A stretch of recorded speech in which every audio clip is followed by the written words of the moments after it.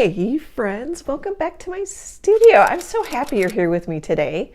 I'm going to paint a third in a series of 12 by 12 inch paintings. The first one was the cow with the big nose, and then I've painted the barn, and now I'm going to paint a hen.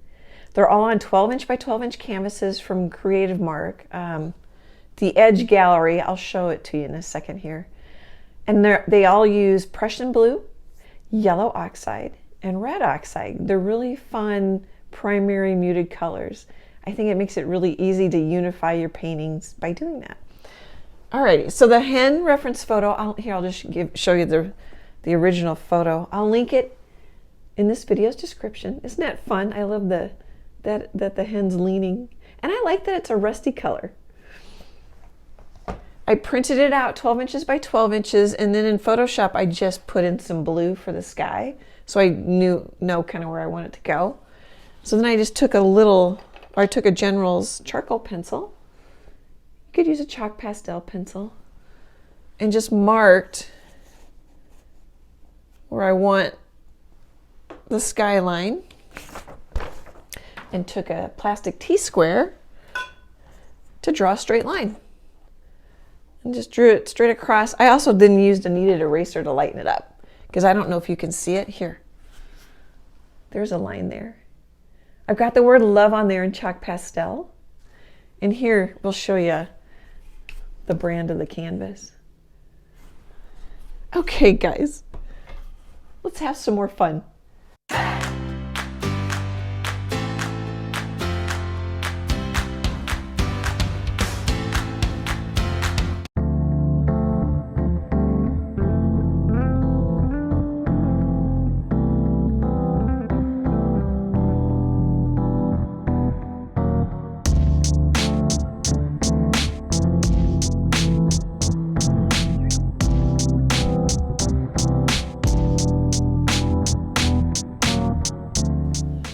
Okay, let's chat for a second. I've dried it a few times with a hair dryer. My throat's dry.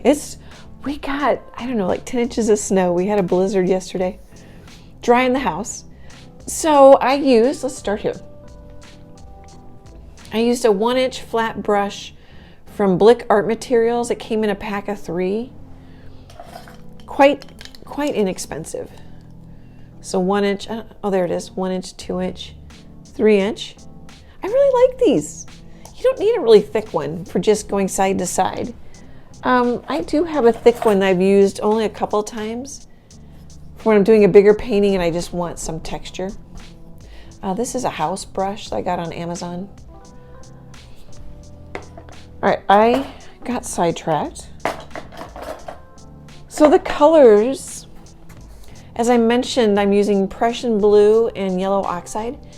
Just a little bit of blue and quite a bit of yellow makes a pretty green. And I think it's a good green as opposed to out of the tube. And then just in general, this came up recently in my Annie Troe Art Friends Facebook group. So of course you can find paintings that don't do this. But a good rule of thumb is darker in the foreground, lighter as it goes back.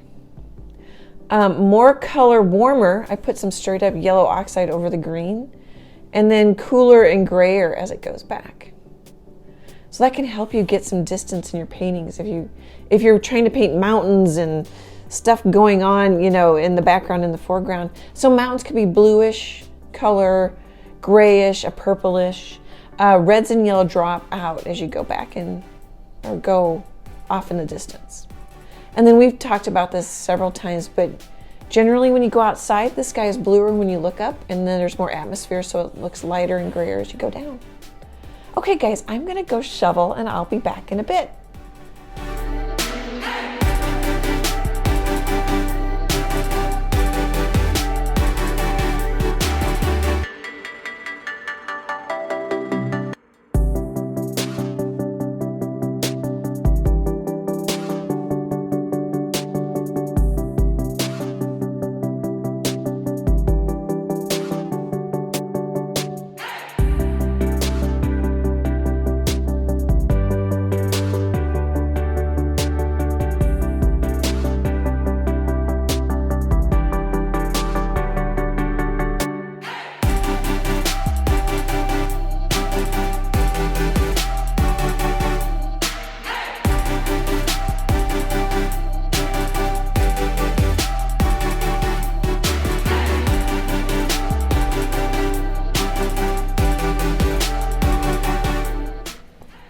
guys, I just wanted to pop in.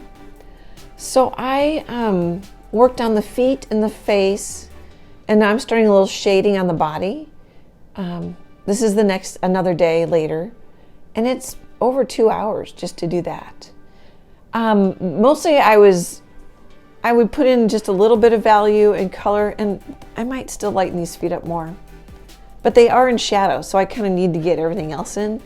And then I'll know better whether the feet and the legs need to be lightened up. And I ended up getting more detail in the face than I planned on.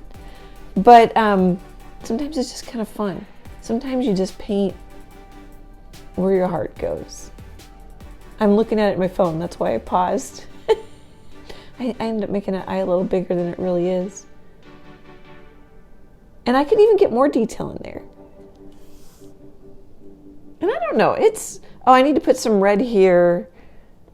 Oh, that's yellow right there. But I mean, it's in good shape. It's definitely working. All those things. I could put a little highlight up here, maybe in the eye. Oh, here, maybe you want to see the feet.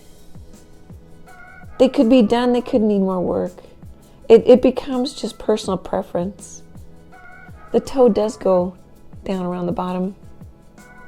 I was going to kind of keep them less detailed, so I definitely want to leave them alone. And then whatever, I think it's just standing on like, I don't know, a fence or something, but I made it more of a wood branch or something. And then I'm going to put a few dandelions in. I could lighten this up for more contrast, but really I don't think I want too much detail there either. I really need to start working on the hen. What else? I show you my palette in real time. I made a bunch of orange thinking that was going to be some of the color of the hen, but I think this yellow oxide is really close. So I think I'm going to use that, and that'll make this look more red because I put some orange in here. I think that's about it. As far as, I've gotten a couple comments lately about shading. So if you go back into the video, you'll see like I painted kind of it's not really a triangle shape, it's the shape I saw in the reference photo. And then it looks pretty rough. And then I just kind of add to it, adjust it. It's not like I shade it all at once correctly, I just build it up. Same with the face. If you go back and look at the face, like I had the dark area here, had this all dark.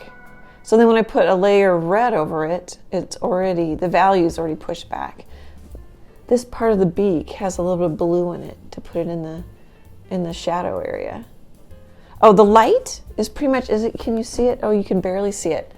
The sun's pretty much coming from the top.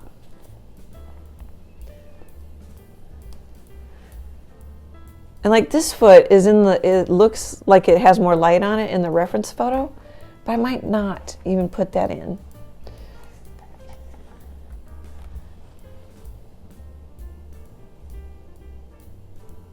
Okay, I think some of those comments will help. So shading, you can, like with the background here, it was wet on wet. And if it dried, I just came back to it. All right, and it was dry and I came back to it and added a little bit more white on top. So it doesn't always have to be one method, get it right the first time. This is a little more wet on wet, but I just kind of worked the wet edge coming down. And then I came back and added some more dark green, that kind of thing. This was pretty much just putting in some color, saying, okay, I want it lighter, I want it lighter, I want it darker, that kind of stuff going on. So that's what we mean, at least that's what I mean when I say I paint in layers. Plus you get a little bit more richer color if you have more layers rather than really thin paint. I'm trying to decide how to describe it. It looks, well, okay, this looks thin and washy, but like the branch looks solid. A lot of times with acrylic paint, it needs more layers. Even white. The white will need a couple layers, even though it's an opaque color. Okay, guys, that ended up being a lot of comments. I'll be back in a bit.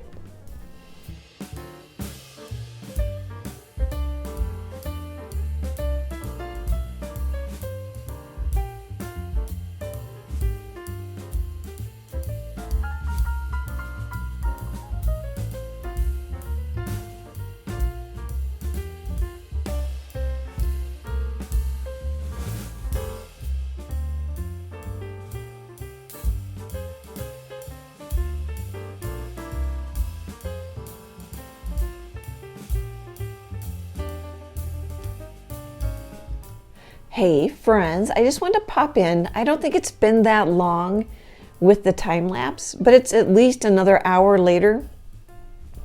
And it's messy. I'm just finding like, okay, straight up yellow oxide here. I'm thinking a darker tail. I could even kind of wash it with some blue to push it off into the distance. Kind of creamy or lighter here maybe. And then as I paint this, my feet are looking darker and more in shadow, but I think they're okay. Originally the toenails look too light, but when color is relative, once I get everything on there, this comes forward because it's got white in it, and then this gets more pushed back. But I just wanted to say I'm finding like kind of hinting at a shape of a section of feathers, you know, kind of the direction of feathers. I don't know if I said, but Freckles is on my lap. I don't know if you could just see her. I just wanted to pop in. It's like a puzzle. You don't have to paint every feather. I just kind of find values and colors, and it starts out rough, but then I'll come back and refine this to my liking.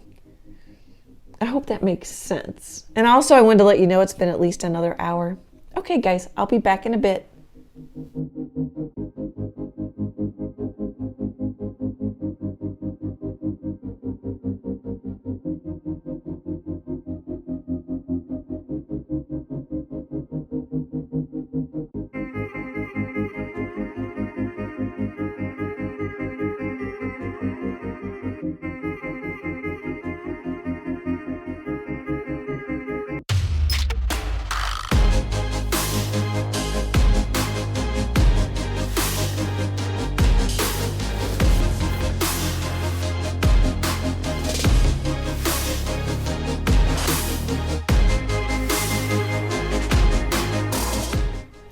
Hey friends, what do you think? I really like it. I wrestled, so I painted on it. Today's another day, and I've been working on it. It's at least 3 hours, 3.5 hours. You know, playing with the values, playing with more feather looking marks and then smoothing it out. I left the tail in. I'm thinking early on in this video. It's been enough days I can't remember. But I think I don't know if I talked about it or just thought about it. That tail is really blurry off in the distance. But I left it in and I like it. I like the dandelions. I like that I made, oops, whatever it's standing on, a big branch of some sort. Left the feet in shadow. I don't know if you can tell, I did glaze them with a little bit of a pink-ish color. The eye's a little too big because I was trying to make it round, because sometimes birds, like here, it doesn't look angry, but it can get to where the eye and the face on a bird looks angry quickly. But now it's a little too big or a little too something. But I'm fussing. If I didn't mention these things to you guys, I don't know if you'd notice them, you know? There are things that when you paint that you get stuck on, and Freckles just yelled for me, my cat. There are things you get stuck on that other people don't. Anyway, let's do a tour. Hey Freckles, come here. I assume you guys can hear her. There's the face.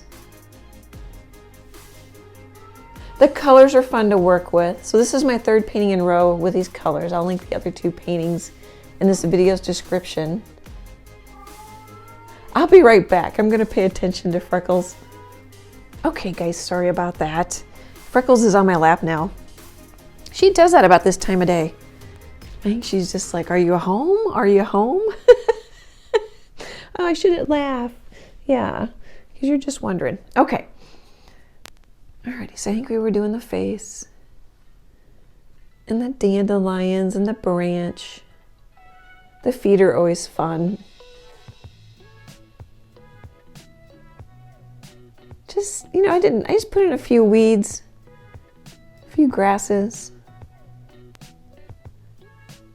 I followed the reference photo. There were some light lines in there, so I put them in.